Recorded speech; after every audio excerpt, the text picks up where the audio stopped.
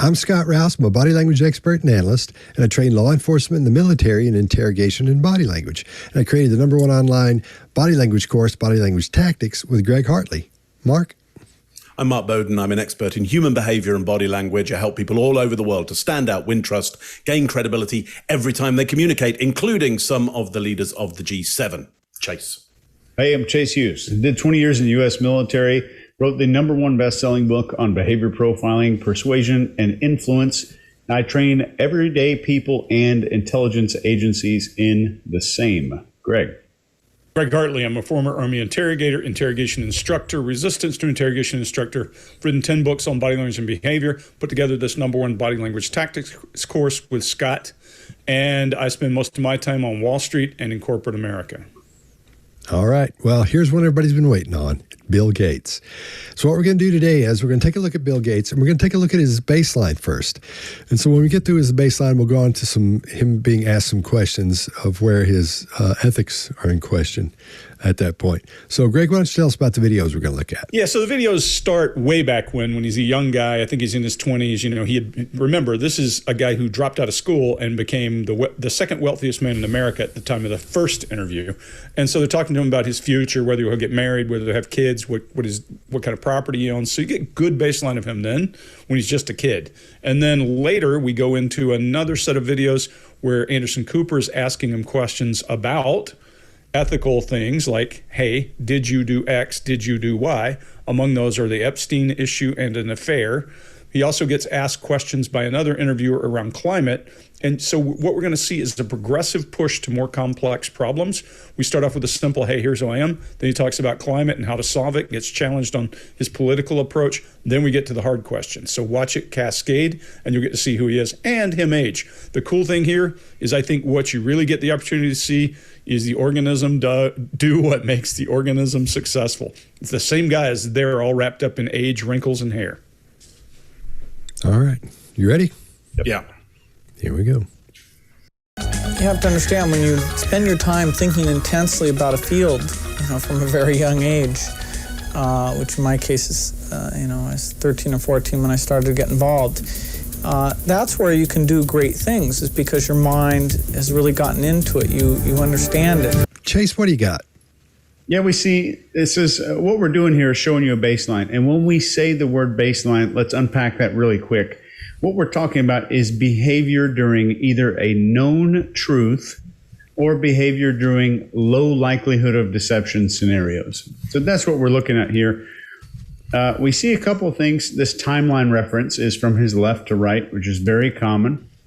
His eye movement tends to default to around our or your 11 o'clock as you're looking at it. His belt is on backwards for a man. It's on backwards, kind of which speaks to a little bit of, the type of person that he is. I'm not sure if it's relevant. I just thought I'd mention it. But there's a natural shift of pronoun. And this is more common when we're shifting. I'm telling a story, I'm saying I, and somehow I shift to you. This is common when someone's trying to make you understand their position and their thought process. And it's totally unconscious. It's not a conscious thing that he's doing here. But he uses his right hand for most of these gestures, and his left hand is serving as some kind of an anchor point, holding him onto the chair. I'll leave it at that. Scott, what do you got? All right. His blink rate is low, obviously, because he's not under any stress here. He's just talking to this woman about how cool he is and how much money he's made. So he's feeling pretty good about himself. His breathing rate's fairly normal. Everything looks good. He's not breathing heavy. When he's speaking voice is just loping right along, just talking, telling what's going on. His illustrators, like you said, Chase, are using his right hand and his head as well, obviously, because he does that a lot. It's very smooth, really smooth as you go along around here. And he also touches his mouth. And Joe Navarro did an excellent article on that this week. You can find it on Twitter, Joe Navarro, about why we touch our face, and he gets exactly into what just happened just then, so I won't go that deep into it. Greg, what do you got? Yeah, so Chase, one of the things you point out, most men do their belt a certain way. I would say you and I are jaundiced in what we think of how people do their belt because we're both military and we've been taught there's always a right way your bootlaces go, there's always a right way everything goes. But imagine you're 13, you drop out of school, you're 15, you drop out of school, you become one of the most powerful people on earth. You might not even care how other people wear things. So while we are very distinct, left over right, we always do things a certain way. He probably didn't grow up that way and certainly didn't have military to affect him. So different way of thinking maybe. He's got really poor posture, which the military would fix as well, that kind of sitting in the chair like this. And you might think he's shrinking. No, he's just kind of nerdy, and that's his thing. He's the second richest guy in the world, or in the U.S. at this point, and I don't know how old he is because it's hard to tell with his grooming style and that kind of thing. But his cadence is great. He's punctuating. He's illustrating his words, his hands, everything are in one path. If you were drawing, we always talk about if you were doing a polygraph and they're tracing three things they should match. In his case, his language, his punctuation with his hands, his moving his head, all of that are flowing very congruently. He breaks eye contact to think, but he makes eye contact, and he clearly is aware that that eye contact is important. So I see it as pretty clean, pretty easy to follow, and unsophisticated body language, just easy. Mark, what do you got? Yeah, so look, we get asked a lot of questions around either Asperger's or autism spectrum. And for Bill Gates, there are some ideas that he may well be on the autism spectrum somewhere. We don't have a diagnosis for him. I don't know whether he's had a diagnosis. If he has, whether he's publishing that. But in that spectrum, you do find elements of not following the norms of certain social situations, like, how you might wear your belt or what clothes you might wear, what might be socially acceptable. Those norms are broken. Maybe as we go through this, I'll point out some things that for some may fit him into somewhere on that spectrum. Not making a diagnosis at all. That's just not within my, credible boundaries. But anyway, let's look out for those elements. What have we got in the baseline here? Well, elongation of the words on great, things, and mind. So let's say that those are positive things. Great things and mind are positives, and he elongates them. So maybe we can take it as a baseline that he will elongate words that are of positive importance to him. So that's what I'm going to do on this baseline. He's right back in his chair. It may look to you, certainly looks to me, kind of, again, socially out of the norm for, hey, you just got yourself a really great interview. I'd be a little more forward in my chair. I would, but I'm not him. And most people on the planet are not him, and there is this possibility that he shares with many people out there a neurotype, which means he won't quite be able to judge the relevance or the level of severity in a situation. We've got his baton gestures with just one of his hands, and they're really on point, so he's really sure about what he's saying. We've got that grip on the chair as well. Interesting, we might often think this grip on the chair might be something about stress, but he doesn't seem to be under stress. So it seems that, I think it was Chase, you were saying he kind of anchors himself there. And I think that's a really good description of probably what's happening there. There's one hand to anchor him, and this other hand is kind of off in a very fluid nature. We see on great things, his eyes go up, and I don't know whether it's to the right or the left because I don't have the brain to be able to work that stuff out. And I did write myself a little note trying to do where he's right and left, and I changed it 3 times because even after 3 times, I couldn't work out what was left or right. But I would say this, that wherever he's going up on that, where he talks about great things, I'm going to class that as he's in vision. He's doing something really creative. He's looking really forward into the future. He doesn't have facts around that. That's something in the future that he has to create. So I'm going to keep that as the baseline. He goes down when he's self-reflective. I think Greg often calls that, what do you call that, Deg? Internal dialogue. Yep. Internal dialogue. Thank you. Yeah. So I would call that self-reflection. He's thinking about himself. And yeah, Greg would call it internal dialogue because he's probably got a little voice in his head talking about him and having a conversation. He seems to have no problem making really strong eye contact. Again, so that might really go against some people's idea around ASD, around the autistic spectrum. He's got no problem making really good, strong eye contact. And I think, just picking up on what Chase said there, you have to understand. He's using directive speech there. To be more polite, you would say one has to understand. So I'm not telling you that you need to understand this. In this, probably unconsciously, he has this mindset of telling people what they need to know about the situation. Great, that's all I got on that one. You have to understand, when you spend your time thinking intensely about a field, from a very young age, which in my case is, I was 13 or 14 when I started to get involved. That's where you can do great things, is because your mind has really gotten into it. You understand it. How's it look?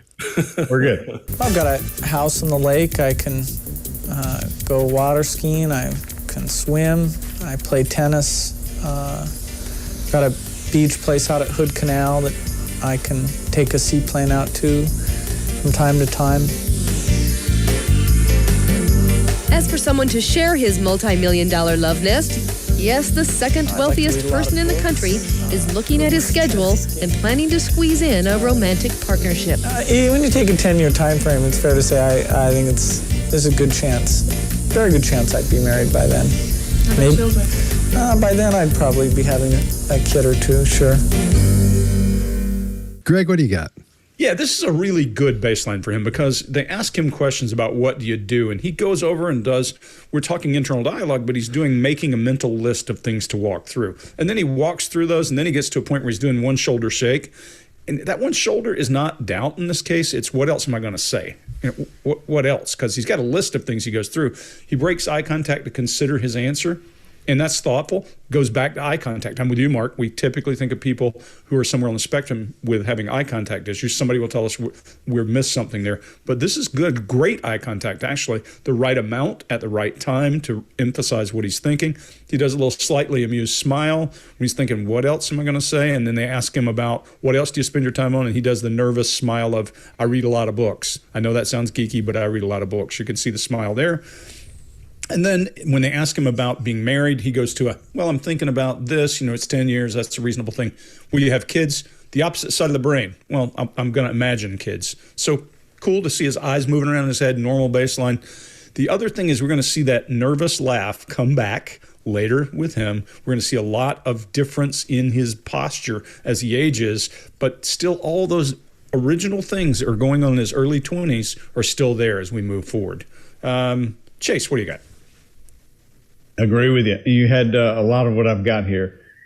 One cool thing I think that we see here is that when he's talking about this 10-year time frame, his eyes move to about 1 o'clock on your clock, as you're going to see it.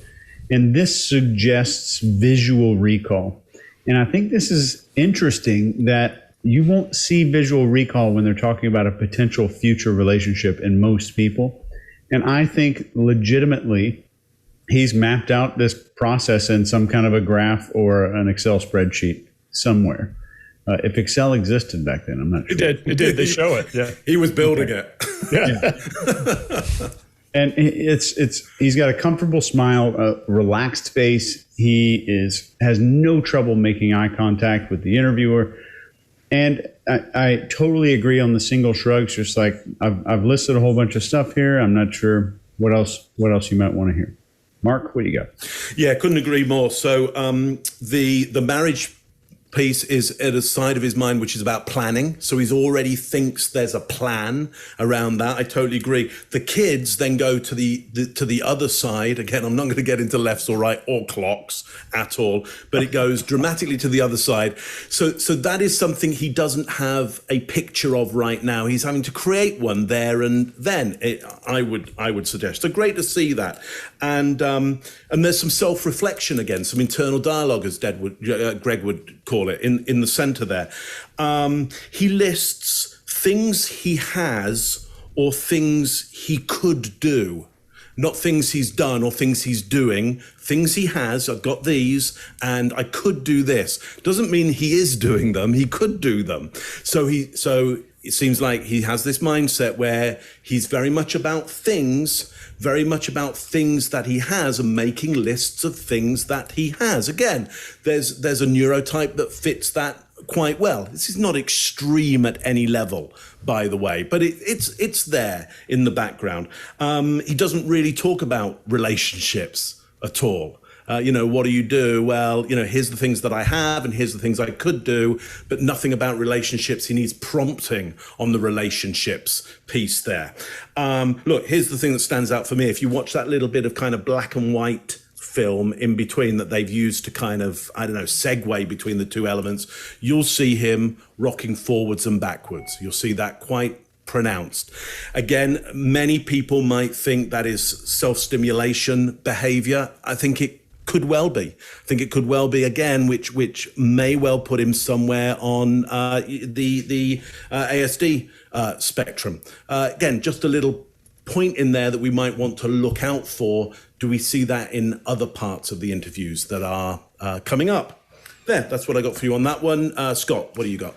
All right. I agree with all you guys. And one thing I think it's interesting, going back to that shoulder pop, or I guess it's left shoulder pop, is it becomes, from when he's younger, 20, and these ones we see later on, we see a big difference in just the one little dink right there. Man, it's going off like fireworks a lot of the time. And for good reason at some places. And for other points in other places, it's just firing off. It's just one thing he does all the time. So if we didn't have this baseline to look at, you might look at the first when he's under stress, when he's under questioning about something that's not good.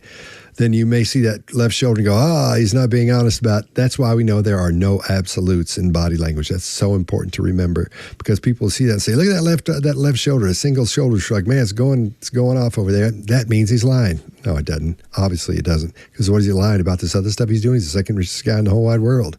At that point, I'd be doing that too. If I had all that money, Mark, I'd be going, I got almost $1 billion. I got almost $1 billion. Plus, I wouldn't talk to you guys. Yeah. Plus, I wouldn't talk to you guys that have an island. If you wanted to talk to me, you couldn't text me. You had to come to the island and talk to me. We know how that turns out. Yeah. No kidding. Way of the future. Yeah. So another thing that I thought was interesting, the only time he really uses his whole body in movement in his baseline at this point is when he's saying yes to someone. He's talking about the kids and he's saying, I can see that happen, because he's in full agreement with, he can see kids in the future, because his whole body is, not only is his head going yes, his whole body moves as well. And that's really the only time we see it in this thing in his baseline so far, and he uses his whole body. That's going to change though as we go down the road here a little bit. All right. I think that's all I got. I've got a house on the lake. I can go water skiing. I can swim. I play tennis. Got a beach place out at Hood Canal that I can take a seaplane out to from time to time. As for someone to share his multi-million-dollar love nest, yes, the second wealthiest person in the country is looking at his schedule and planning to squeeze in a romantic partnership. When you take a 10-year time frame, it's fair to say I think there's a good chance, very good chance I'd be married by then. Maybe children. By then I'd probably be having a kid or two, sure. We good? Yep. Let's move. Now, you say we have no choice but to get to zero from 51 billion tons a year. And I know you're optimistic. You say it'll be hard. But I want to hear from Bill Gates, the realist. Like, how likely is it that we get to zero? Is there a percentage you can give me? Well, unless the younger generation adopts this as the moral cause that's important to them beyond their individual success, and they're very loud about that in all the rich countries and, across multiple political parties. Unless we have that's always putting it first on the agenda, then I don't think we'll meet 2050. But I do see signs that that's, coming into place. I mean, what cause could be more important than preserving livability of the earth and these natural ecosystems? So my role was simply to say, yes, this goal is a good one, although very, very hard, and then talk about how we accelerate the innovation and make people realize that because we're trying to get to zero, it's every sector of emission. And there's been a tendency to focus on two of the five, electricity and transport, but kind of ignore agriculture and buildings, and then manufacturing, including cement and steel. So it's hopefully a dose of realism for anyone who thought it was easy, but also a roadmap to help people who think it's impossible to see that it is possible. All right, Mark, what do you got? Yeah, so notice when he releases his hands, just like me, he gets really demonstrative, really big with his gestures. He's up in passion, the passion plane up here, so chest height, really excited. We'll see him later on get up into the ecstatic area as well. Here's what he's learnt now, is that I think what he does is he folds his arms in order to stop the gesticulation, because he knows it will get very illustrative, and probably somebody at some point has said, hey, your hands move around, you look a bit like some kind of, professor of some sort. We don't think it plays optically particularly well for your brand. I'm not sure whether that's true. I kind of quite like how big he is, but then, look at me. So I kind of quite like that. But here's what I noticed. When he does then pull himself back, let's say, straitjacket himself a little bit, for want of a better metaphor, you'll see, the finger starts moving. He finds it hard to kind of hold himself down. He wants to kind of burst out. And that to me means that he's being passionate about what he's talking about. He's truly passionate about this. We get elongation of language on loud about that, on the word cause, on the word every, as into every sector.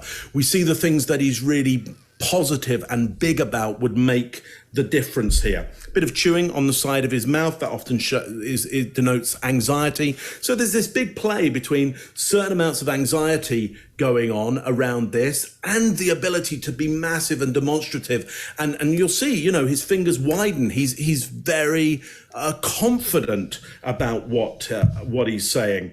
So look, I would say in this video here, we've got somebody very clearly passionate about what they're talking about. I don't think there's really any level of deceit going on here. It's just somebody super passionate. The interesting thing is somebody at some point, or he has gone, I don't think I should move so much. And yeah, that's what I want to say is a lot of the shoulders that we're then about to see in other videos is really about him now starting to illustrate with his shoulders in all kinds of ways. So again, Scott, to your point of people will say this about the shoulders, it's like, no, all bets are off around, I would say, generally around shoulders from now on. Chase, what do you got on this one? Yeah, I agree with you. I had a note on here. Ask Mark what all these planes are that are on here. So it starts out with this tight-lipped facial expression. Not sure what that is, because we're looking at the start of the clip. But he's making a point on a couple of things using his eyebrows, especially when he says political parties. And that's maybe a point of contention for him. When he's saying there's signs that the plan is coming into place, there's a single shrug, and then it's followed by a few other shrugs, because I think it's an important cause to him. And when we say that the double shoulder shrug is kind of like an apology, this is him saying, I'm sorry, it's not what people want to hear, but it's the truth. And so that's still kind of an apology. So when he's saying we're going to accelerate the innovation, he's going from his left to right, which is a great timeline illustrator, which is on his baseline, on most people's baseline, actually. And when somebody crosses their arms, it's meaningless. I guarantee you can go on LinkedIn or wherever and find all these articles about what they mean. It's meaningless. The biggest thing you can look for is what the hands are doing when the arms are crossed. Are they palms against the body? But we see him doing this thing Mark was talking about, where his finger kind of takes the place of the hands, doing the gesturing down here. And I think that's all we're seeing here. There's not a whole lot. So we're seeing no deceptive behavior and no extremely stressful behavior here whatsoever. Scott? All right.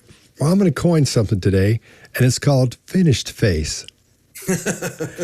And what we're at the very beginning of this, we see him coming out of his finished face. When he finishes, he'll say something and go like that, like Chase does in that video of what was that song where we did that? Oh yeah, it was a Full House theme song. Oh yeah. Okay, I'm going to cut that out because that didn't go as well as I'd hoped it would.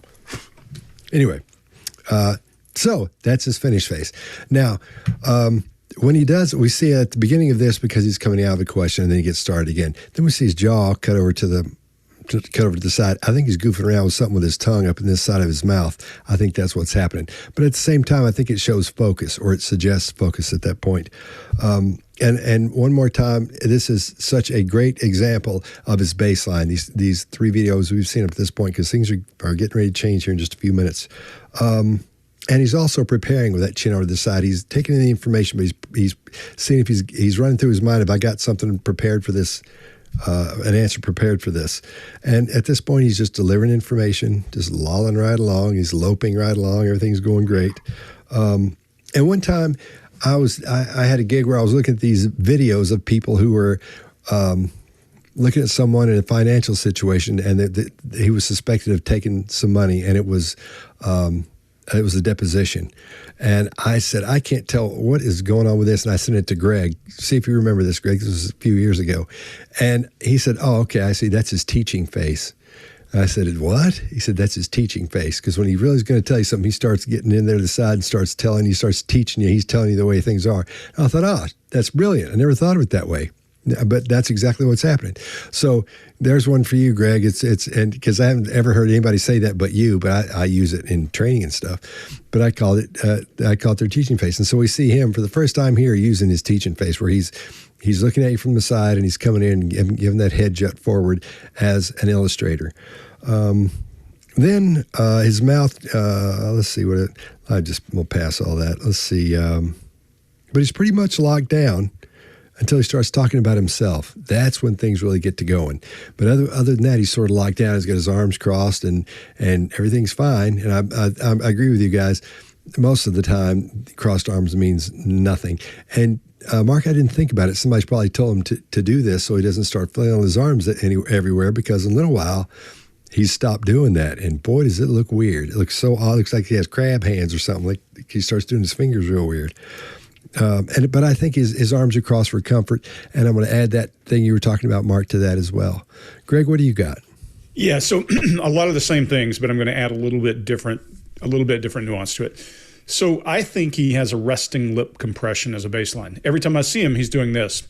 It's a matter of whether he has a negative or positive face associated with that.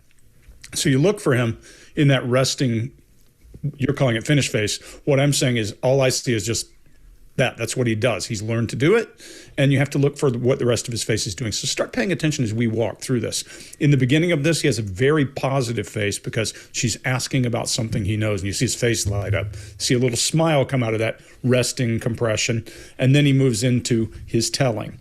What you're calling with a whole teaching face thing, Scott, the same thing. As he walks into this, there's an interesting part, pay attention, when he is asking for approval, when he's telling you a topic that you need to weigh in on, watch his forehead, it's up.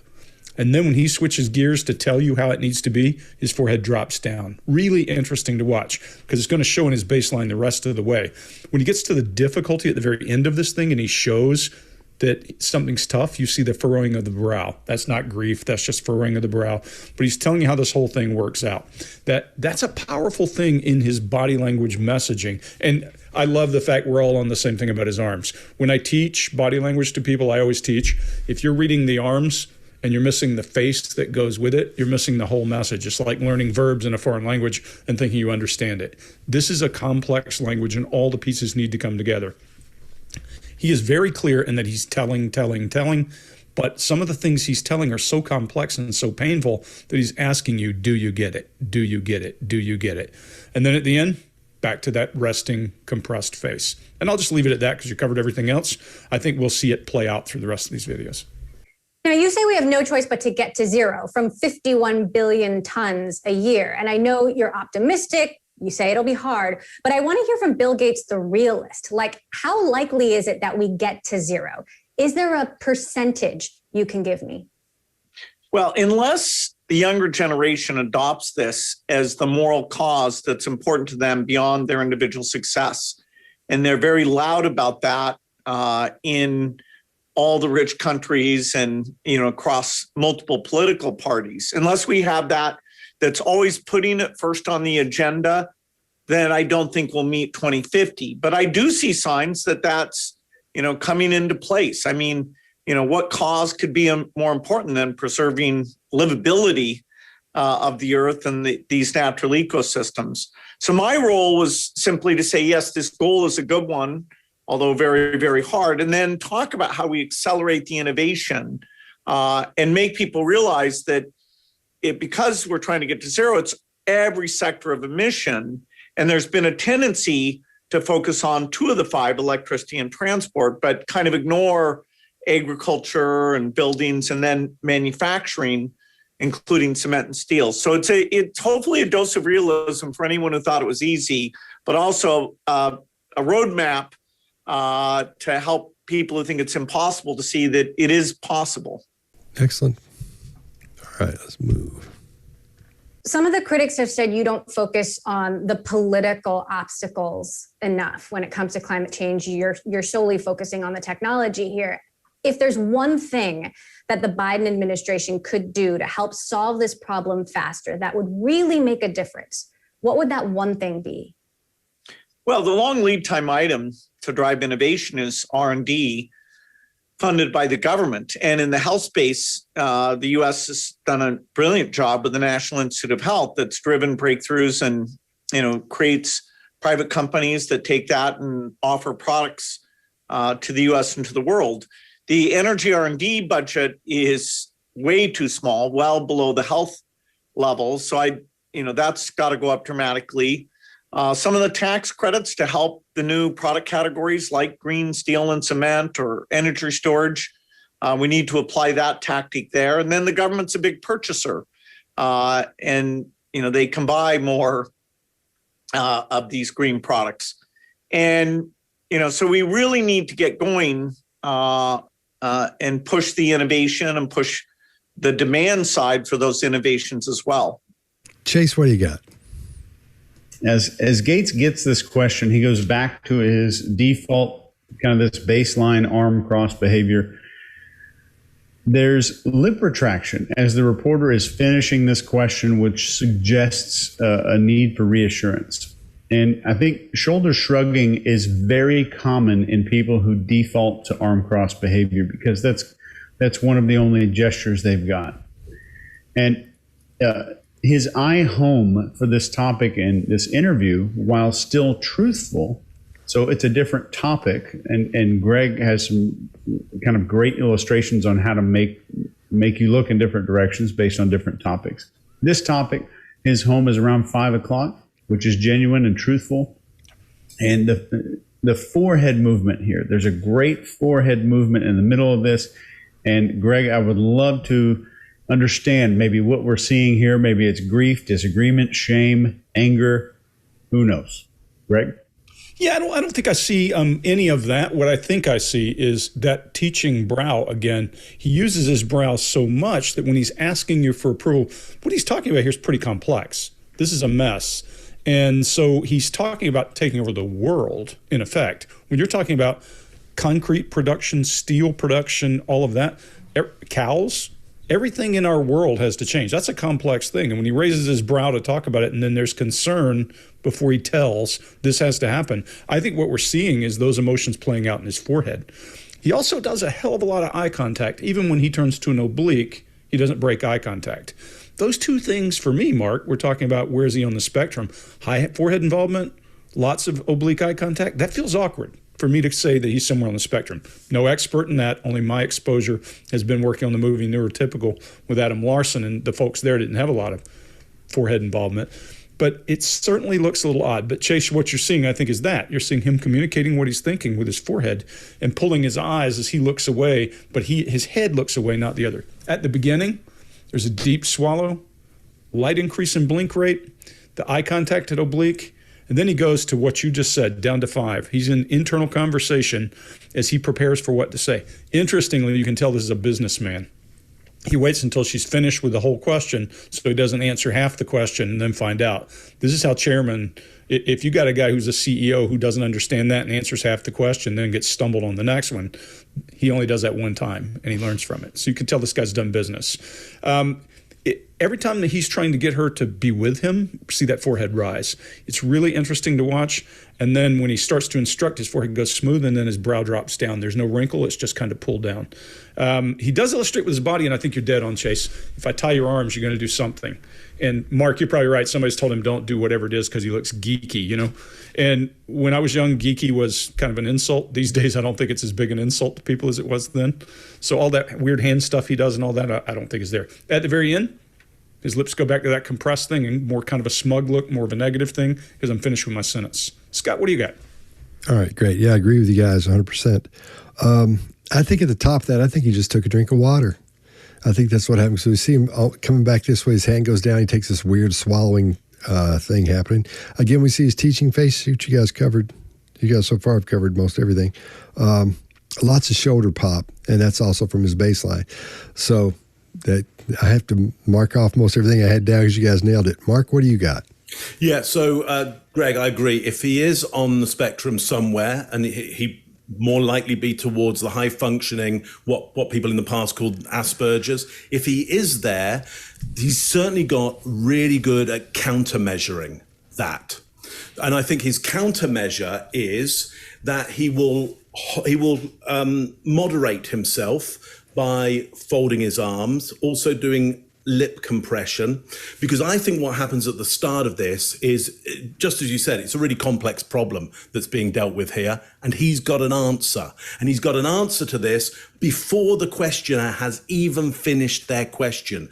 And so he has to moderate himself and stop himself jumping right in there, his arms coming up, and him telling everybody on the planet exactly what they need to do to fix this thing. Because, you know, he's somebody who has experience of building entities that are now across the world and have challenged and changed the world that we're in. So he's certainly somebody who feels like he has answers around this.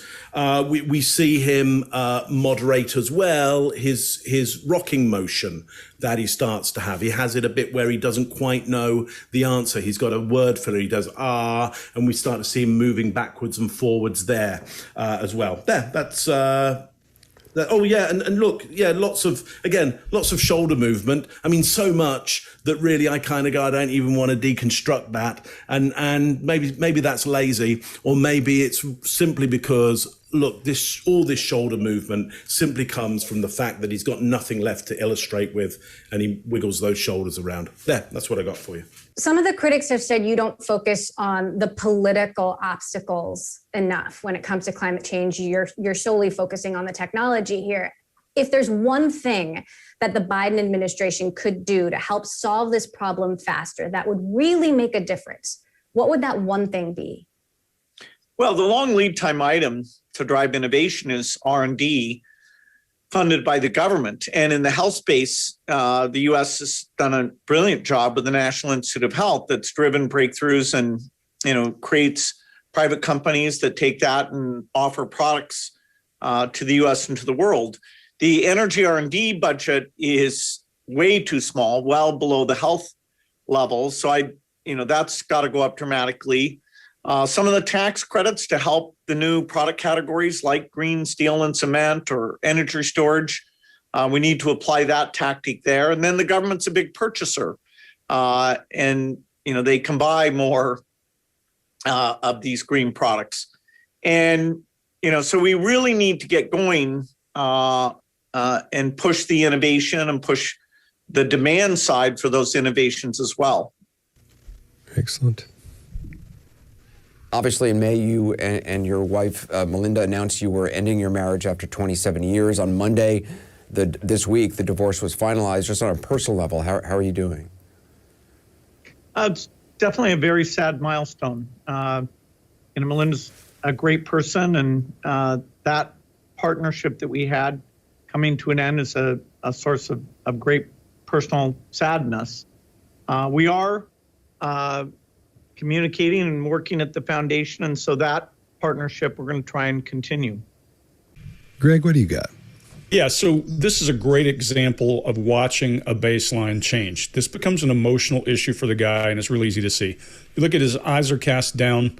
He's got that lip compression, but it's a negative lip compression. We said his resting face has that. There's no amusement in his face whatsoever. You don't see any light or happiness or rise through this part of his face as his cheeks don't rise. When he breaks eye contact away, most of the time in normal baseline, he breaks away over here. He breaks down almost exclusively. And even when he's looking straight ahead, his gaze is not engaged. If you look, he's staring into the backs of his eyes. That's all he's doing. It's just there's no contact as he's internalizing what he's dealing with. His cadence has slowed. You know, if you think about a person talking like da-da, Mark, your theater days, da-da, and the other person picks it up, there's none of that. It's just slow and lifeless. His volume is lower. He's gravelly. There's sadness as you see his brow tips rise, the center of his brows rise, and you even see a little bit of an arch in here where we refer to that as a grief muscle, which is an arch of the forehead trying to rise at the same time other muscles are doing that. And finally, at the end, there's another lip compression, and it's a negative flat face. That's what I got. Scott, what do you got? All right. I agree with you. And he's sitting there with his arms in front of him. And when he talks about Melinda for the first time and talks about how she's a good person, whatever, we see what is referred to as anti-gravity move there. I think Joe Navarro is the one that nailed that one. Navarro. Yeah, I think, yeah. And at this point, his shoulder pop is almost a tick. It's just going off on there. It's almost like popcorn's going so quick. His blink rate overall is normal, though. But I think that comes with the emotional part of it. His limbic system isn't like set off, so he's jumping everywhere and he's on fire and his eyes are getting all dry and he's blinking a lot. He's just moving around a lot because it bothers him emotionally. Ends up with finished mouth again. And you're right, Greg, his cadence is completely different here. There's no loping. It's all sort of broken up in there. It slows down, speeds up a little bit, and his tone is a little lower as well, as is his volume in that. Mark, what do you got? Yeah, so I think when many people watch this, you might be thinking that he's quite unemotional here because, look how we're having to look at the detail around everything that he's saying and look at the quality of detail we're looking at to say, hey, this is quite emotional for him. And yet what you're not hearing is some of the musicality in the voice that you'd expect with heightened emotions. You're seeing nothing in the face that you might expect with heightened emotions. And so we've got to look at the detail outside of his baseline around this. We've even had Greg say, hey, his face at one point is quite flat. Well, again, in ASD, you have something called flat affect, which is where the face really does nothing in a situation that most of us would go, hey, we really expect your face to do a little bit more during this. So again, some of what we're seeing may really seem outside of the norms. Let me just fill it in a little bit more. The way it comes across as emotional to me, he says with great, and puts a long elongation on great personal sadness.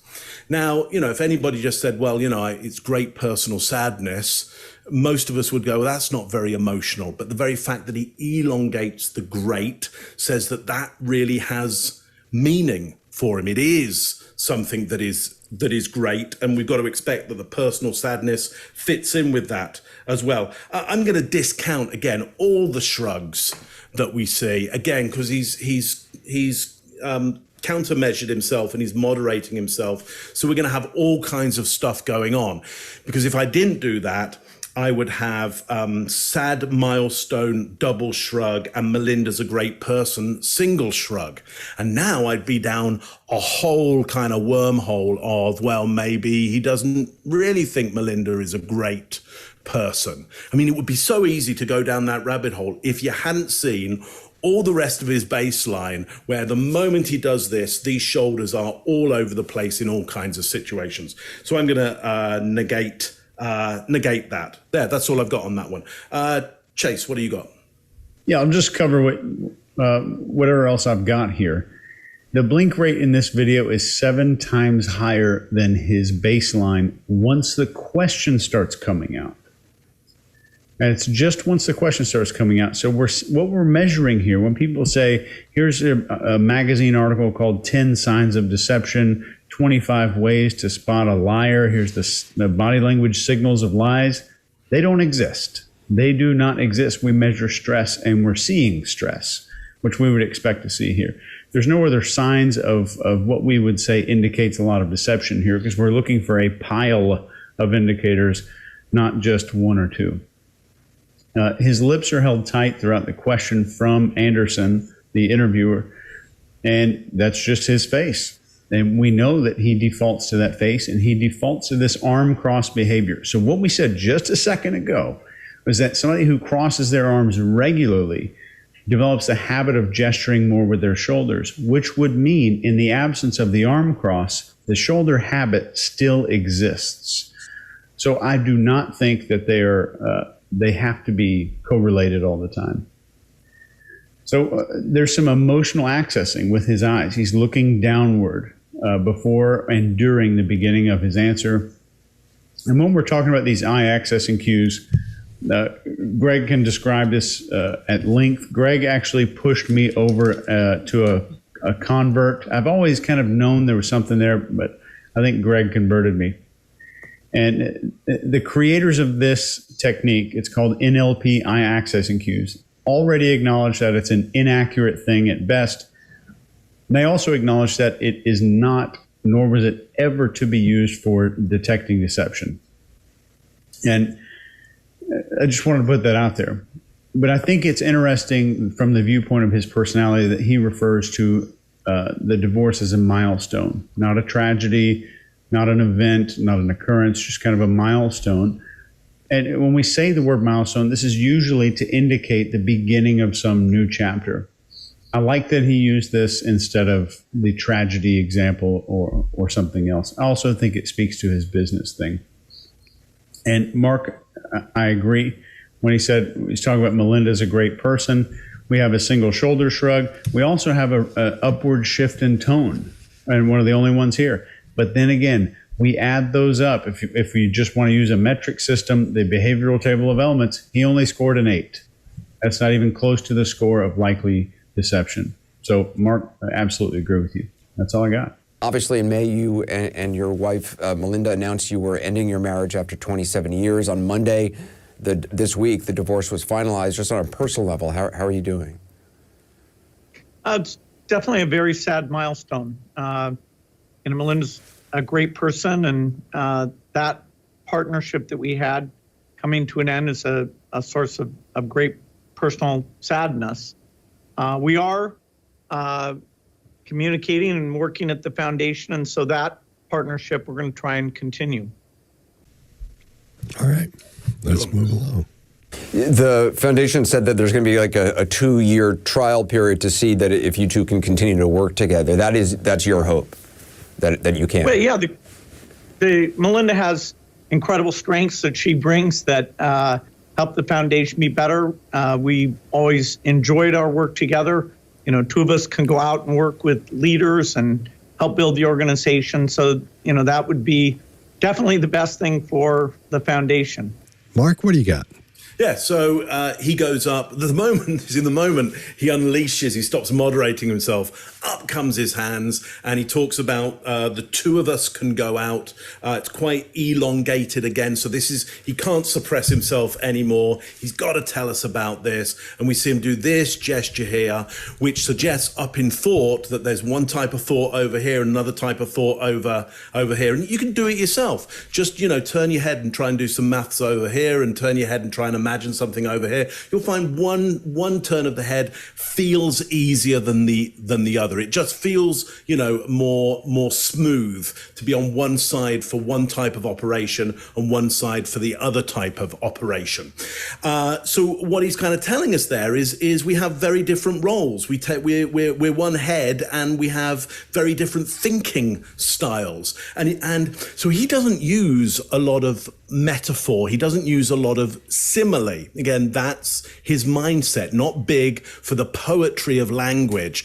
But we see when he unleashes his hands, he's really big for the poetry of movement and trying to literally illustrate to us, literally paint the picture for us of how the world is for him. So I just think it's a lovely example of that. And best for the foundation. Kind of interesting there that, you know, I guess that's the business, the company side of him. And really, you know, again, better. He's got a way better spin doctor than Como, who we were with, you know, last week, as many of you will remember. You know, the messaging on this is really, really good. Again, he's going back to the good of the bigger idea rather than our good or her good. It's always about a bigger picture, a bigger overarching entity that's more important. Scott, what do you got on this one? All right. So far, everything looks good. Everything looks normal. He doesn't look like he's too stressed. His blink rate's normal. His breathing rate at this point is fairly normal. And I think you're right. I think he sort of gets excited when he starts talking about her. That's when things sort of cut loose, which is normal and natural. So we know so far when he talks about anything emotional, that's when the hands come up, when he's at this point anyway. They're not quite to the freaky geeking out thing yet, but they're on the way as he gets older, as time passes. You covered a lot of stuff I've got. Chase, what do you got? I know a lot of people are going to put this in the comments, but I know you won't, because if you've been watching this channel for a while, you already know how to read behavior, but I'm going to cover it right now. Gates shakes his head at the beginning of this, but this is where someone's trying to convey, this is probably what you might be thinking might be wrong. And that's what we're seeing here. And we see this, his arms get unleashed. Mark, it was a brilliant description of that. But he has a genuine smile on his face when he's talking about Melinda's strengths to help the foundation and to help the foundation be better. And right, there's an eyebrow flash. They're asking for social agreement with his statement when he's saying, help this foundation be better. And when he's saying, enjoyed our work together, there's something on his head, on his forehead right there. I'll let Greg get into that. Greg could probably explain that. When he's saying the two of us can go out and do our work, I think it's interesting to note that his hands separate out in two different directions. I think it's just indicative of the situation. And when he's saying this is the best thing for the foundation, he is genuine and honest, and we see another one of those big shoulder shrugs. Guess what? Even if it exactly meant that he has a lack of confidence in what he's saying, it's still just a 4 on the behavioral table of elements. So we're looking for clusters, and there aren't any for deception right there. Greg? Yeah, go back, turn off the sound, and watch this message, and tell me what you see. You don't need us to tell you that it's a positive message in the middle of a negative thing. And Mark, they spring out. I said, illustrators come out of hiding at the appropriate time. His hands come up. He's saying, look, here and here. And you can clearly understand that. And Chase, I love you. You have exactly the same thing I do. He has a genuine smile. You see the eyes engaged, and his lip compression goes to positive at the end. That resting lip compression goes back to positive. We see him trying to, you said it. Every time he's trying to ask you to come along with him, his brow is up. When he's telling you this is how it needs to work, his brow is down. This is an easy one to follow. I think it shows that what he's saying is true in his mind, and there we got it. That's all I got. The foundation said that there's going to be like a 2-year trial period to see that if you two can continue to work together. That's your hope, that you can. Well, yeah, the Melinda has incredible strengths that she brings that help the foundation be better. We always enjoyed our work together. You know, two of us can go out and work with leaders and help build the organization. So, that would be definitely the best thing for the foundation. All right. Let's move along. All right. The New York Times and Wall Street Journal both reported in recent months that Melinda was concerned about a relationship you had with Jeffrey Epstein, who at the time you met him in 2011 had been already convicted of soliciting prostitution from a minor. The Times reported she hired divorce attorneys around the time in October 2019 when that contact with Epstein became public. Can you explain your relationship with Epstein? Did you have any concerns? Was there ever any concerns you had about it? Oh, certainly. I had several dinners with him, hoping that what he said about getting billions of philanthropy for global health through contacts that he had might emerge. When it looked like that wasn't a real thing, that relationship ended. But it was a huge mistake to spend time with him, to give him the credibility of, being there. There were lots of others in that same situation, but I made a mistake. All right, Greg, what do you got? Yeah, so starting off, he's got that resting positive face again. He starts off there and then he's internalizing the question. You'll see him looking kind of down to his left as he starts to predict what's coming. That's that internal voice again, Chase, that you're talking about. When a person drops over into their lower left, they're typically internalizing or having an internal conversation. As soon as he starts to realize, hey, this is where this is going, this is New York Times, he chews the inside of his lip just a touch, which indicates anxiety. Mark, you saw it in his baseline earlier. I didn't say anything then because I knew it was coming up again, but great catch. His breathing goes up. His eyes go everywhere but the camera, which is not like him, by the way. And then, like I say, his blink rate is up for him. It's not really high compared to a lot of other people. I always talk about mood, meaning the canvas you paint on with all the rest of your body language, as being based on energy, direction, and focus. In this case, his energy is low. His focus is very sharp. It's all, he's moving his eyes around, but it's very internal. And all of that energy is going to internal. I count that embarrassment. Usually when a person has low energy, sharp focus, and internal, then I think of that as an embarrassment. And then just before he answers, if you slow the video down, there's an eye close, and he blocks at his eyes. And then his energy goes back up. His cadence shift goes there. That shoulder goes again, but I think we all know that, that's kind of his thing, is he bobs his shoulders when he's talking, and then he goes on to answer. What's interesting about this is I don't see a lot of grief or any of that kind of stuff in his face when he's answering the question, and he's answering the question legitimately saying, hey, I screwed up, basically is what he says. So we'll go from there. Chase, what do you got? I think what's interesting to see here is that Anderson Cooper's blink rate is higher than Gates throughout the entire clip. And Gates' breathing shifts from his abdomen down here up into his chest right away when he starts hearing the subject of the question. If you look at a baby human sleeping or a sleeping animal, their abdomen will rise and fall and not the chest. So we typically breathe into the chest once we're feeling more stress. While Gates is processing the question, he performs a TDS, or transderivational search. You'll see the eyes move in many, many different directions.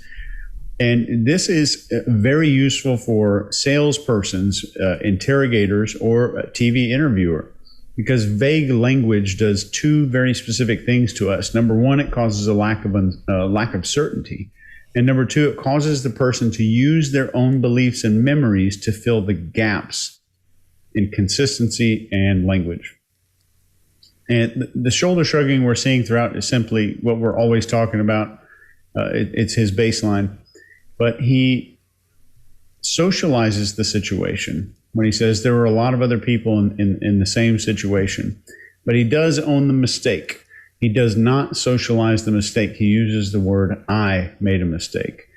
So Gates, his blink rate's at like 71, and then it decreases to 40, and then at the end of the video, it's around 24. Once he, A, is knowing that he's going to get through this, and B, I think he is more on message and he knows what he's going to deliver. And I just think that it's pretty honest and pretty forthright. Scott? All right. He scoots up just as the question finishes up. He scoots up. He does this quite a few times. We see it in the following videos as well, because he's sort of bracing himself, because this is a biggie right here. And his answer is, he's got the idea of the answer, but I don't think he's ever said it out loud. And one of the reasons you know that is because it's a little quieter. His tone is low, not just his volume, and it just sounds awkward coming through there. And as he's asking the question, as you listen to it, you can see the corners of his mouth slowly go down and down and down. as he goes through that, as it's registering what's happening, that this question is being asked. Again, his shoulder pop increases a whole lot, and like you were saying, Chase, he's breathing a lot deeper and a lot heavier at this point. Not that he's in a panic. I think it's tough to get this guy at this point panicked. He's not showing any of the things that would show panic for me anyway up to this point. And he ends up with that finished mouth. Mark, what do you got?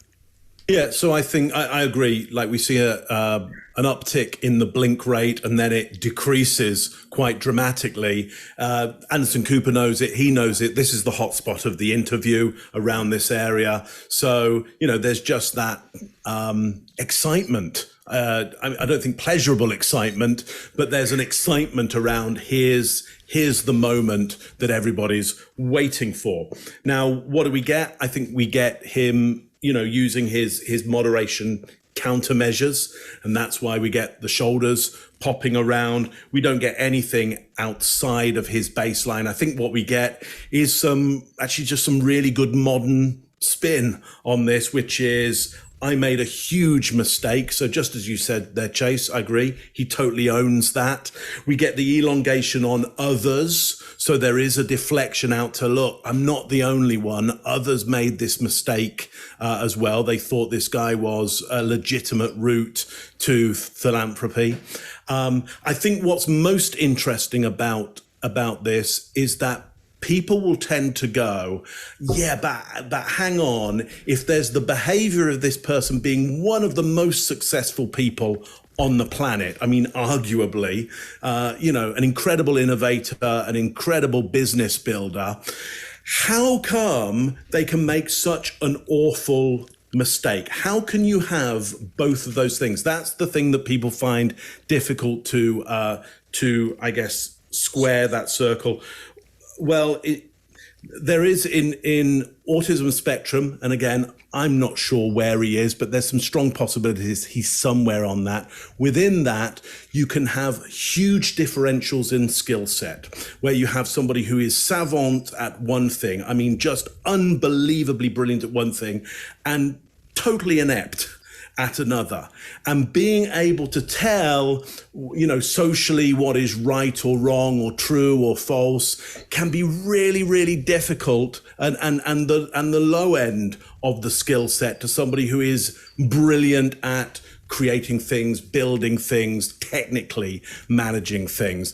And I think that's always difficult for us when we see somebody who is brilliant at something and then they fail miserably at something else. Well, we want to create a nefariousness. We want to create a problem. We want to create, something bad is going on, rather than just, hey, it's just a little bit of an edge of, for want of a better word, stupidity. It's just they're really smart at this and they're really not smart at this thing over here.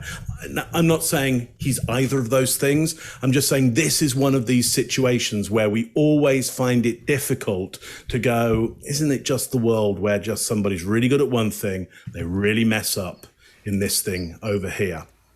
That's what he's saying. Mark, one thing I would add is the bigger you are in life, the bigger your chances to really screw up. That's the thing. The guy who is the Walmart greeter, nothing wrong with that job, he's not going to get the same opportunities to screw up as Bill Gates. That's the other thing to think about. Right. The New York Times and Wall Street Journal both reported in recent months that Melinda was concerned about a relationship you had with Jeffrey Epstein, who at the time you met him in 2011 had been already convicted of soliciting prostitution from a minor. The Times reported she hired divorce attorneys around the time in October 2019 when that contact with Epstein became public. Can you explain your relationship with Epstein? Did you have any concerns? Was there ever any concerns you had about it? Oh, certainly. I had several dinners with him, hoping that what he said about getting billions of philanthropy for global health through contacts that he had might emerge. When it looked like that wasn't a real thing, that relationship ended. But it was a huge mistake to spend time with him, to give him the credibility of, being there. There were lots of others in that same situation, but I made a mistake. Okay. There's been reporting about workplace behavior in the past. The New York Times reported 6 women from Microsoft, the company you created, your foundation, and the financial firm that manages your fortune said that your behavior at times created an uncomfortable workplace environment. I know a spokeswoman for you acknowledged you had an affair 20 years ago with a Microsoft employee that she said ended amicably. Do you have regrets? Well, certainly I think everyone does, but it's a time of reflection, and at this point I need to go forward. My work is very important to me. Within the family, we'll heal as best we can, and learn from what's happened. All right, welcome back to the Chaff and Redirect channel. Today we're talking with the original worm on a griddle, Mr. Greg Hartley. What do you got? Well, it's funny because I was going to say, if you're playing bingo, now is the time to get bingo, because there is a worm on a griddle, there is a Chaff and Redirect, and even further. I mean, you can think of a dozen things this guy is doing here, but it really boils down to this. He has hit fight or flight. We talked about him not showing a lot of fight or flight. He's certainly got it now. This is worm on a griddle is the first thing I say. And he's going to use a lot of PR words and therapy words that he's just spewing because he thinks they give him a chance to get away. If he just denied Epstein and was not this stressed, he's certainly showing stress now. If I'm using those two as a meter, I'm not worried about Epstein because I see what he's like when he knows he's been busted for something and he's caught. He half smiles in the beginning, his lip compression goes away, and he goes to a flat face with no lip compression at all halfway through this. His blink rate's up, his respiration is so high his head is bobbing as his breathing is in his chest and his head is moving. His head is getting lower, and this is not because his arms are crossed, because he's shrinking down in, what we would call turtling.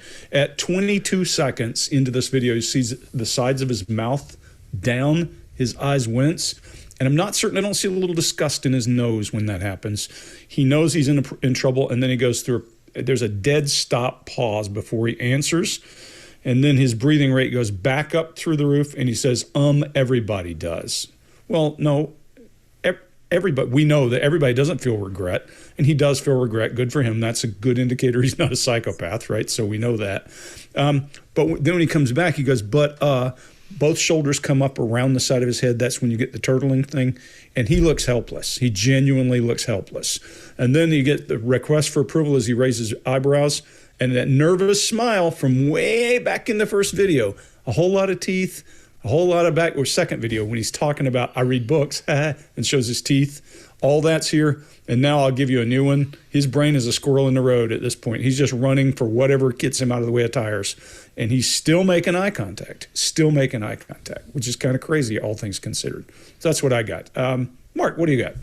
Yeah. So, I agree. He's the most stressed out that we've seen for all the reasons that you've got there. I think he does rely on some training that he's had, because his spin on this conceptually is actually pretty good. He could deliver it better, knowing that he's had some help, which is expert help on this, because he takes the audience through a really strong modern pattern. Basically, the question here is one of a pattern of uncomfortable behavior. The questioner is saying, look, there is a pattern out here. The world suggests that you consistently do some stuff which isn't right. And then he asks, have you got any regrets? He then says, as you say, everyone does. He socializes that. That would be the point where I would go, well, that's either true or not. What I'm interested in is, can you list the regrets that you have? So I want the list of regrets, not a conceptual idea. You see that his eyes do go off, and he can't find a list, and he can't imagine a list. So if he does have any regrets, it's possible he doesn't have the list of them, and he can't kind of make them up on the spot to get himself out of this situation. Yeah, I don't think cognitive thought is his friend at this point. Right, exactly. So what he does is he does a good maneuver, which is he chunks up to something conceptual. He says everybody does, but we're going to move forward, and I've got important work we're going to heal, we're going to learn. And so it does become quite lyrical at that point. And what he's trying to do, or his spinners helped him with, is seduce the audience with something lyrical, romantic, and forward-moving into emotional ideas, and also ideas that really nobody can do as negative. He's like, what do you mean you're going to learn? That's a terrible thing to do. Nobody, you can't put him down for wanting to move forward, important work, healing and learning. Nobody can say that's the wrong thing to do. Quite a good performance technically, not well performed, kind of literally there, I would say. Chase, what do you got on this one? Yep, agree with you guys. When Anderson is talking about workplace behavior in the past, I really believe you can see a little bit of contempt starting to creep in on the face. And I don't think that's necessarily contempt for women who complained or whoever complained, but probably for the media digging this up and making him, pushing his nose into it again.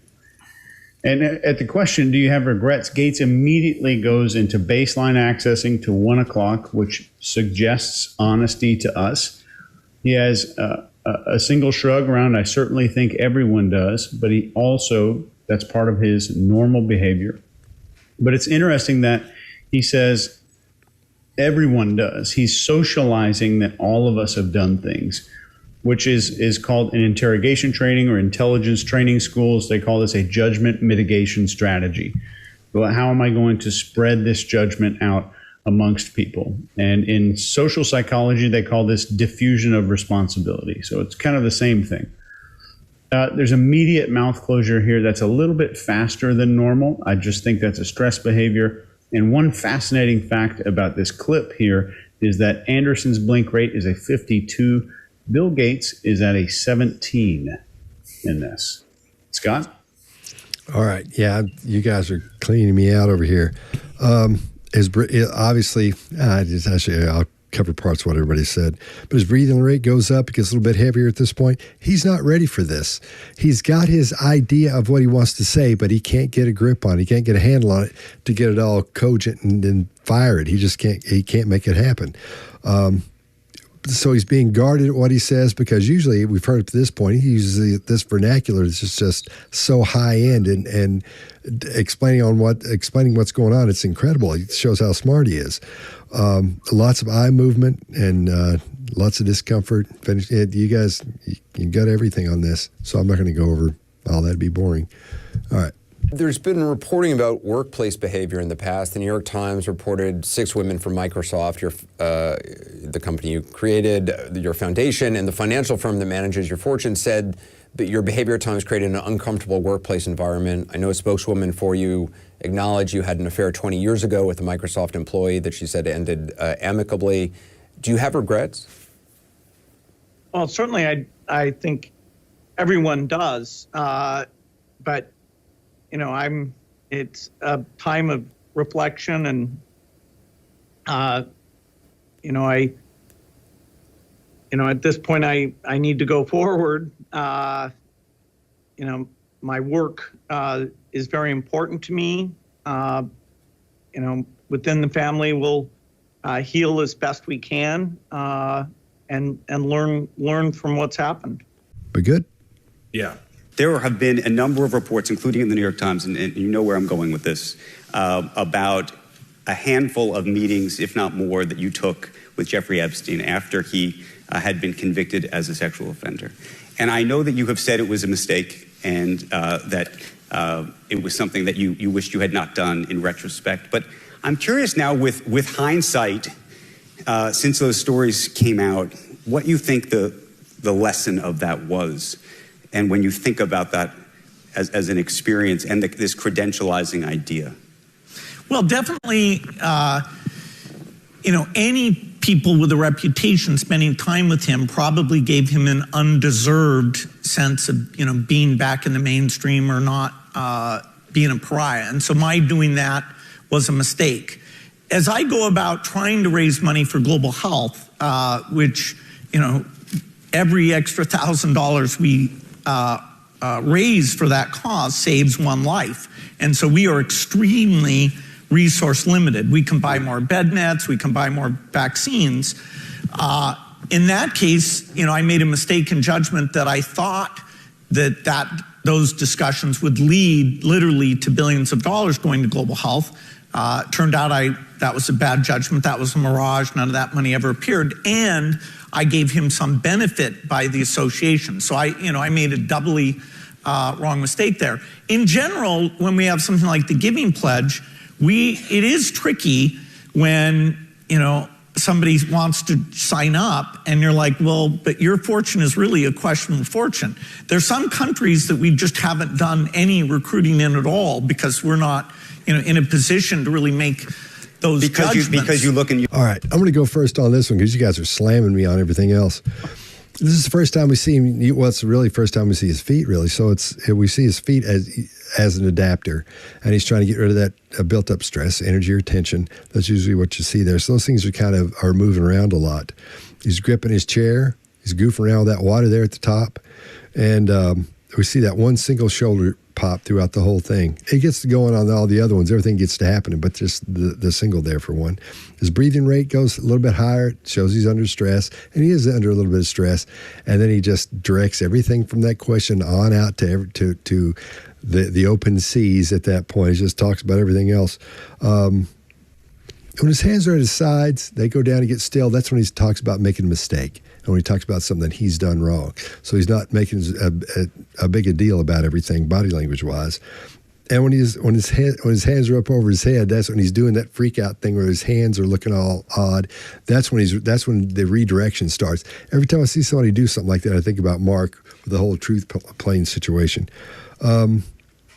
All right. Oh, yeah, and he's gripping the chair. It's almost like he's hanging on. He sees this coming. There's no way out of it.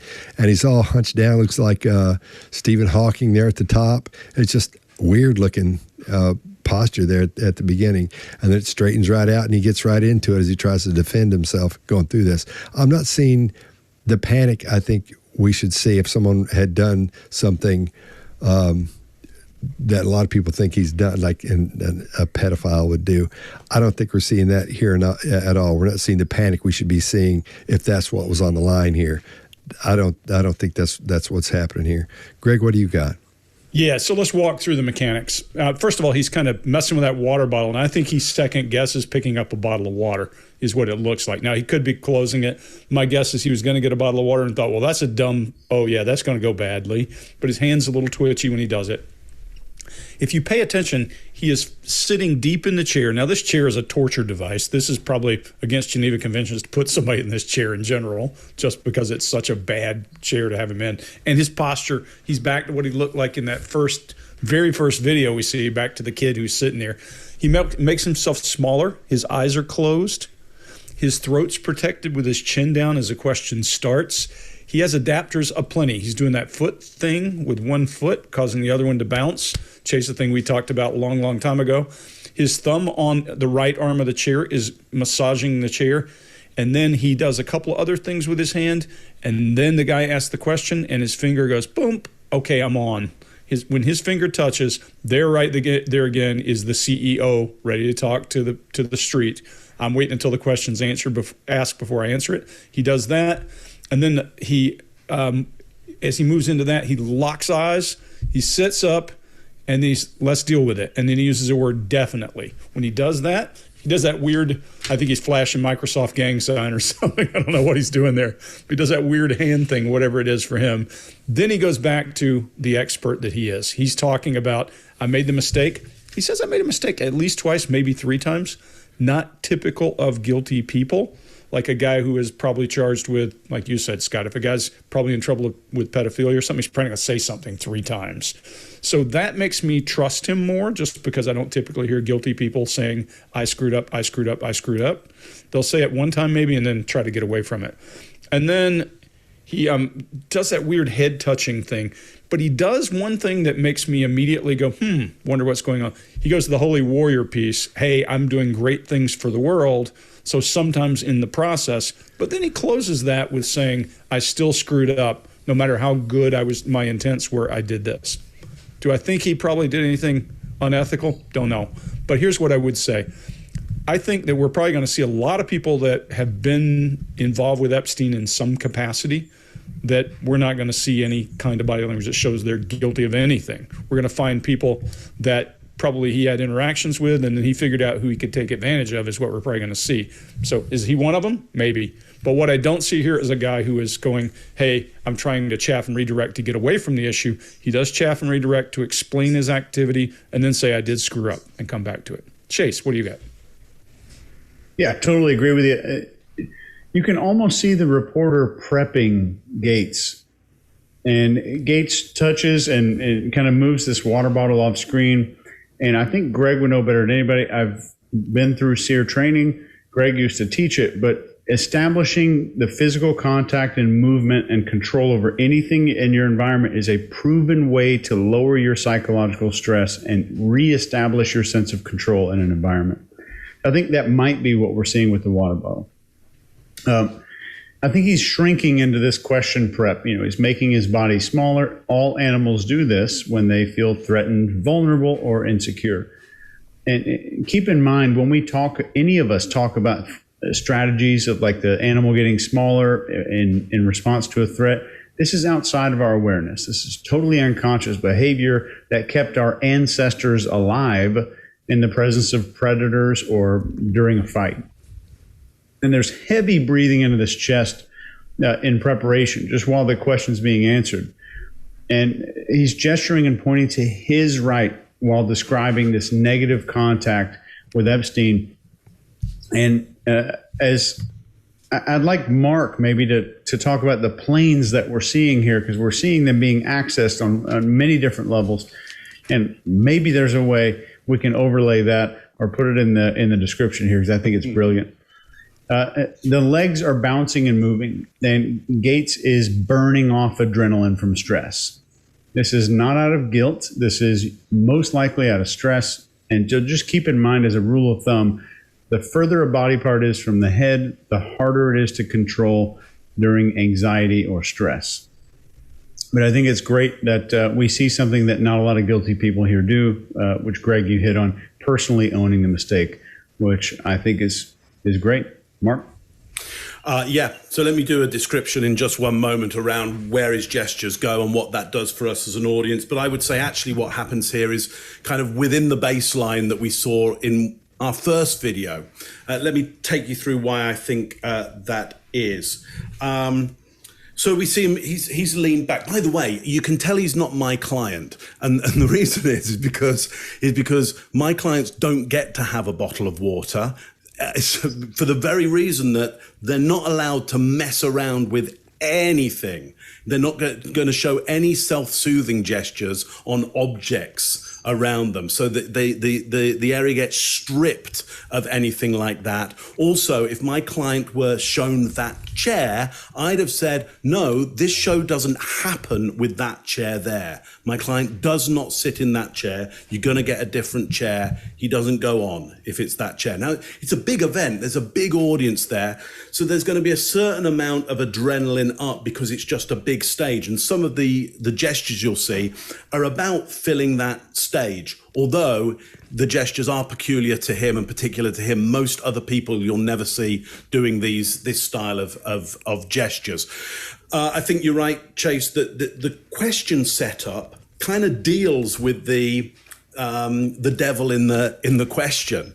It kind of says, well, so we all know where this is going, and then it kind of goes, and we're not really going to talk about this. And it goes to, what do you now think about this situation? So he's given an out. And I think because of that, the stress lowers. He also countermeasures this by going to where he's comfortable, which is to talk about big ideas. And so the brain starts whirring, up comes the hands, he starts in passion, we start to see the fingers move around because now his brain is really whirring as he starts to come up with these bigger conceptual ideas. You'll see that they raise and raise and raise until they go up to what I call the ecstatic plane here. We see a few touches of the head, which is suppression of the ecstatic. It could be signaling something, or it could be just signaling, whoa, I'm really off on one now. I need to bring it back down. It could be that. I'm not quite sure.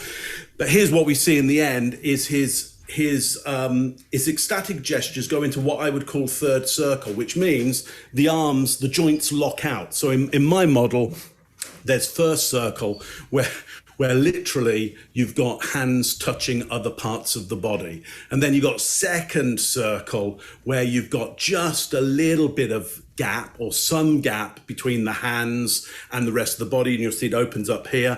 And then you've got third circle where the joints start to lock out. Now on a big stage, you've got to do third circle at some point. You go to any rock show, any big event, and you'll see the performer go into third circle, because how else are you going to fill the stage? So I think there's some of that stagecraft going on. I think there's also the thing that his brain can work at such a big idea rate that he has a comfort in not controlling his gestures and allowing them to do what they naturally want to do. And people have said to him at some point, hey, you should suppress that down a little bit. I'm not sure how well that works on the news and so forth. Because, on the news, his hands would just be leaving the frame. Whereas in this situation here, his hands don't leave the frame, or certainly for the live audience, because it's a big stage. One last thing that was kind of interesting about this. Well, two things, if I may. One, you can see from his feet, there's a strange wear pattern on his shoes. Somebody who understands orthodontics will be able to tell us in a kind of a Sherlock Holmesy kind of way what this actually means about the way he moves around the world. But it is quite an extraordinary wear pattern on the bottom of his shoes.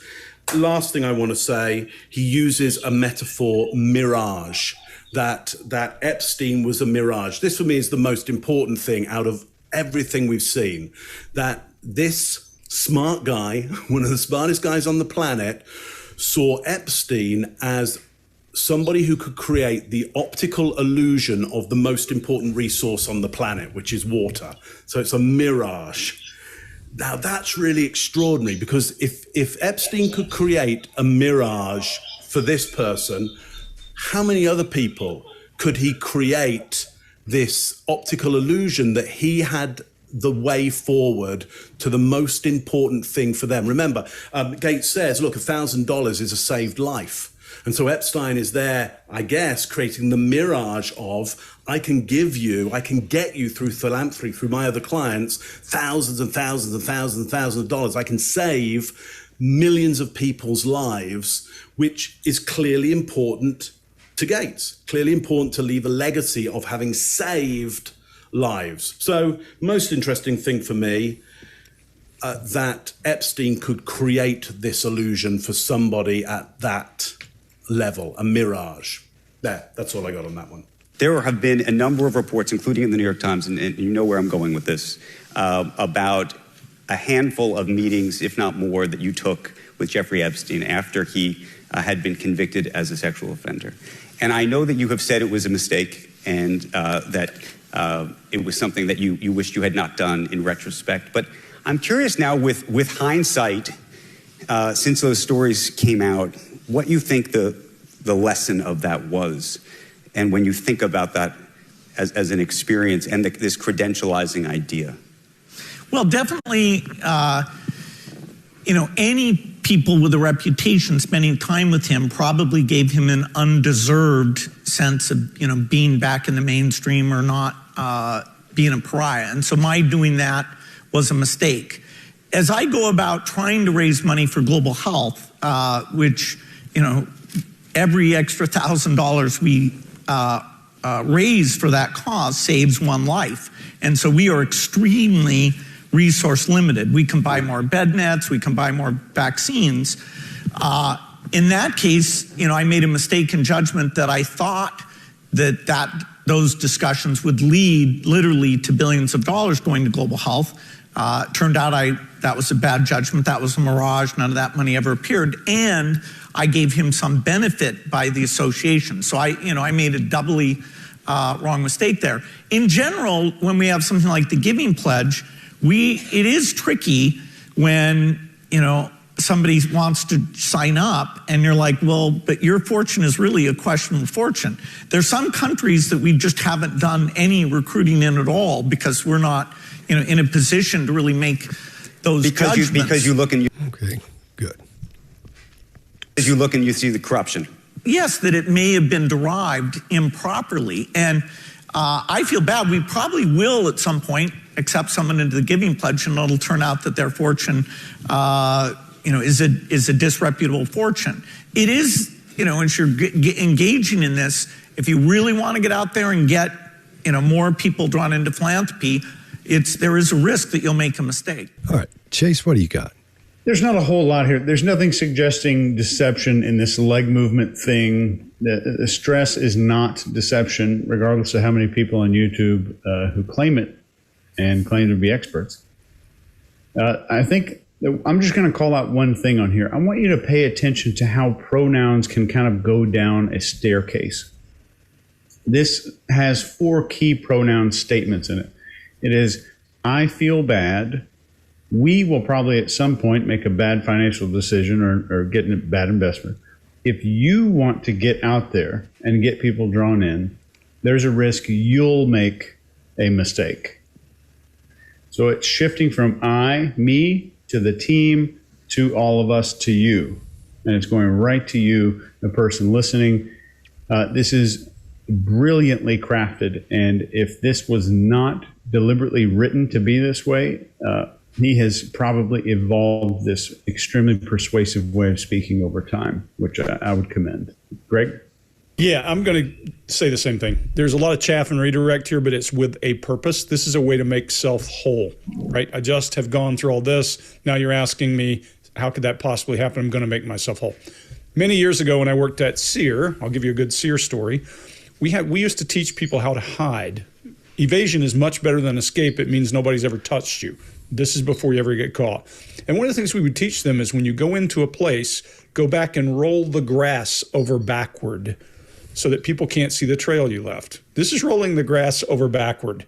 This is making myself whole and walking away the same guy I came in the room. That's all this is. The chaff and redirect is, hey, you gave me a chance to talk about how we make mistakes. Here's how we make mistakes. It's a big deal. We're going to eventually make them anyway, and we're not talking about that anymore. And I think it's appropriate that he's doing whatever he can to salvage back whatever reputation he sat down with. That's all I see. Mark, what do you got? Yeah, there's only one thing that kind of comes up for me in this, which is unusual, is this double head scratch that happens there. I think, if you go to Joe Navarro's book, Dictionary of Body Language, I'm not even sure there's double head scratch in there. I could be wrong, but if somebody can find double head scratch in there, I'm not even sure it's probably the naked ape, maybe that one is there. So instantly, the only thing that I do is go, I'd like to go back and ask a little bit more around that, because maybe it's nothing, or maybe it's something, or maybe it's something that is important, or maybe it's something that isn't important at all. But I'm interested that he says it around it like there's a chance that at some point in history we will have money come in and it's come from nefarious places. I would be going, are you worried that's already happened? And if you are worried that's already happened, who most comes to mind for you that is the biggest risk? Because my guess is, look, just if you have a lot of investors, like how do you know each investor well enough, or philanthropists, how do you know them well enough to know where every dollar has come from? So of course there's a chance in the future. Well, it's probably already happened, hasn't it? Let's just be, realistic about it. You can't check every dollar. So I reckon there's something interesting there. But I just don't know. I don't see a lot of that gesture though. In the Scott, give me your thoughts while I see whether Joe actually says anything about a double head scratch. I'll have a look. It's not in there. It's not in there. Okay. All right. Well, very, very quickly, he moves to add everyone else in who's had the same problem he's had with this, has been sort of blamed for the same thing, ever been in the same bunch of trouble that he's in for this. Really quickly moves to that. His hands are gripping the chair just like before because this is a fairly stressful moment for him. But we're not seeing anything new here that we didn't see in the one just before this. I agree with you, Greg. And I don't think we're seeing the panic we should see if he was being accused of something much more than something like pedophilia. He doesn't look worried about that. That there are no signs of panic and there are no signs of deception here. There's signs of worry and signs of stress, but not distress, just stress at this point. All right, that's what I got. As you look and you see the corruption. Yes, that it may have been derived improperly. And I feel bad. We probably will at some point accept someone into the giving pledge, and it'll turn out that their fortune is a disreputable fortune. It is, as you're engaging in this, if you really want to get out there and get, more people drawn into philanthropy, there is a risk that you'll make a mistake. So let's roll it around the room and see what everybody thinks and get our wrap-up thoughts on these videos. Mark, what do you got? Yeah, so, I just leave us with this idea of it's a better story if we look for nefarious stuff going on. And we're right to, if there's evidence that might point towards that, of course we should take it seriously. We should investigate that. I think it might disappoint a lot of people that we just don't see anything really there that suggests the awfulness that some people would like to be going on. It just isn't present from my point of view. Chase, what do you think? I can already tell there's going to be comments about people saying, well, you guys need to do the other video and tell us about the micro robots that he's hiding inside of vaccines or whatever the hell. Or accuse us of getting checks. Which we always get. If anybody's innocent, we're getting paid off somewhere, which I think is great. This whole video here is illustrative of someone who is worried about mostly one thing. He's worried about his image socially and the image of his foundation that he spent his entire life building. When it comes to the relationships, we don't see any specific signs or clusters of deceptive behavior whatsoever. Greg? Yeah, I'm going to do my favorite thing. We're going to talk about Maslow's hierarchy, self-actualization. There's not much you can do to make you more self-actualized than save millions of lives through a foundation. Maybe there's something else. I can't think of it if there is. Maybe it depends on your psyche. If you've gotten yourself wedged to that point and there's the potential for that to topple, you're going to have stress associated with that self-actualization. So we expect to see stress. I also am a big fan of baseline and looking for the spikes in baseline and looking to see what indicates the most stress caused. In this one, we know he had affairs. We know that happened. We know that it happened at the workplace, and you can certainly see it because he does that worm on a griddle dance around. But when we ask him about Epstein, we don't see the same level of concern or panic. That, for me, says I'm not as afraid of him being associated with Epstein. And by the way, Bill Gates, if you're sending a check, make sure you get my address correct so that I can retire. What do you got?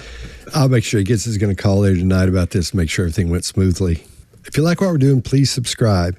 Hit that little red button down there and hit the bell. Let you know when we have something new come out, which is every Thursday. So, all right. We good? Yeah. Good. I'm good. All right. This is a good one. I'll see you guys next time. Thanks, y'all. Bye now. The Behavior Panel. Greg, what do you got? Yeah, so at New York Times, he goes from this resting, happy lip compression, the one we typically are used to seeing, and then he appears to chew the left inside lip. That's anxiety. Mark, you brought it up earlier when he did it one more time. Can't do this, guys. I was doing fine until you get started laughing. Okay. Now, Chase, I've watched you. I can't. Don't look at me. I'm the worst. I can't help it. I know if you go, I'm going to go.